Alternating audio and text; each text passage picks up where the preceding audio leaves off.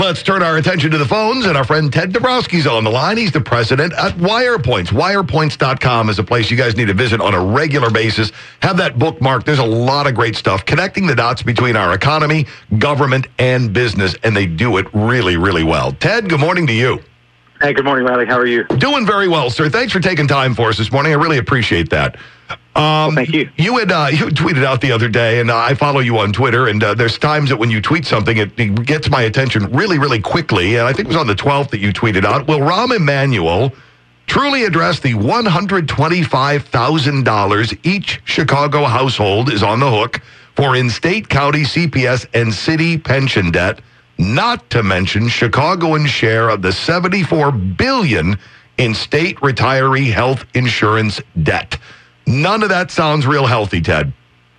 No, it's an overwhelming number. And when you think about it, there's a whole bunch of people in Chicago who can't afford to pay anything. Some of the 25% are in poverty. So when you take all that debt and you would actually spread it over the wealthier crowd, or the crowd that can afford it, you're talking about much bigger numbers, not 125,000, but 200,000, 500,000. It's insurmountable, and that's why we need real reforms and not the kind of things that Rahm is talking about, which are like small tax hikes and things like that. You put together an outstanding report over at wirepoints.com. Illinois' other debt disaster, $73 billion in unfunded state retiree health insurance benefits. Wirepoint's special report, you and John Kligner put this together. It's a very, very comprehensive piece. I recommend everybody get over to wirepoints.com and check it out. But you talk about a financial time bomb, and boy, those words have been said a lot about Illinois over the past decade or more.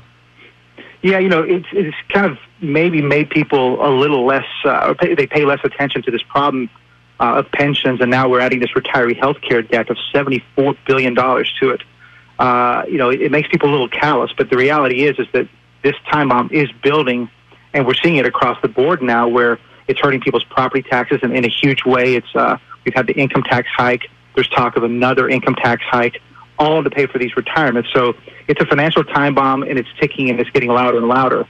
And adding $73 billion of debt that nobody wants to talk about really tells you how bad this thing has become. Well, you point out that actuaries say the state should have $73 billion invested today so it can safely make all those payments in the future. The problem is, as you point out, we haven't set aside anything at all. Yeah, we've got zero set aside. At least on the pensions, we have this huge debt, but we've got some money in the account to pay for them.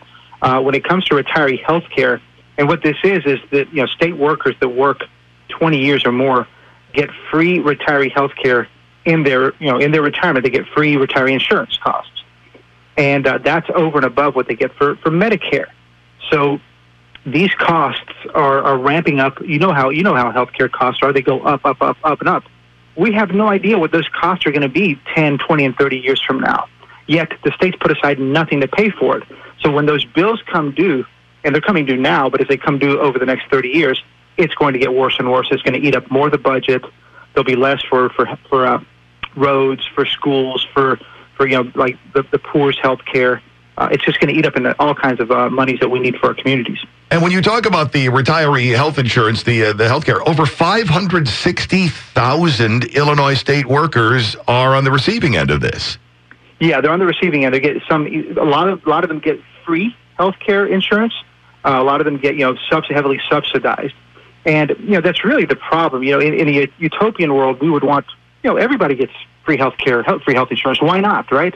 Sure. But we don't live in a utopian world, and what's become really unfair is that you've got a lot of people. You've got the people in Rockford and places like that haven't seen their incomes rise in a decade. If they still have their jobs, for example, there's people who are struggling, and yet our government keeps making these promises and handing out free retiree health care, pensions that are unsustainable, that are just way too high for what the average Illinoisan can afford. And it's time to pay the bill, and we're figuring out we can't. So these things like free retiree health care aren't free. We're spending some time with Ted Dabrowski. You're going to want to check out wirepoints.com. Ted's the president over there. Wirepoints.com. A lot of great stuff for you every single day. You're doing the radio circuit. I see that another station you visited, your quote, Illinois' true retirement costs would consume 50% of the budget. Now, in most states, it's 15%. Yeah, this is the again back to the politicians who've really made a mess. They're the ones responsible for the mess we're in. They're lying to us today in their budgets. They don't really pay the full cost of pensions, and as we just said, they're not paying for the full cost of the retiree health insurance. J.P. Morgan is a bank that did a study across all the states, and they said if Illinois and all the states were to pay the true cost of their pension debt and the retiree health care, as they should, based on what the actuaries say, then it wouldn't be, right now we're spending 25% of our budget on these retirement costs. We would be spending 50% of our budget. And that tells you the true cost, and it tells you what we're hiding. We're hiding all that debt and trying to pay it out, trying to lob it off on our children and grandchildren. But if we're to pay the full cost, it would be half of our budget. And that would be a disaster for like the services of mental health care or indigent kids. It's a real disaster, and J.P. Morgan has highlighted that. Ted, is anybody saying the right things who's actually in a position to get those things implemented? Not yet. Right now, we just had elections. J.B. Pritzker's won. What you're going to hear is that tax hikes will fix most of it, and we know what that means, right? We're already seeing people leave Illinois in droves, and Yep. I don't think tax hikes is a solution. So I think it's going to take a while for Pritzker to figure out that the money's not there and that he needs to actually pursue reforms. But who knows how long that will take. One interesting thing we did hear, Rahm Emanuel gave a speech the other day, and he broached a subject that no politicians have really wanted to do, and that he said we finally need a constitutional amendment so that we can reform things like this retiree health insurance and pensions. And that was a pretty big deal, even though he's a lame duck, so maybe it doesn't matter. But in the end, he opened the door to that discussion. And by opening the door, will someone else pick up the mantle and run with it at this point? Well, we don't know that. Certainly, it has. The unions are super powerful in Illinois, as we all know. They don't want to see any kind of constitutional amendment that would affect their pensions or the retiree health insurance. But when the bills are coming due and the numbers don't work anymore, the math doesn't work.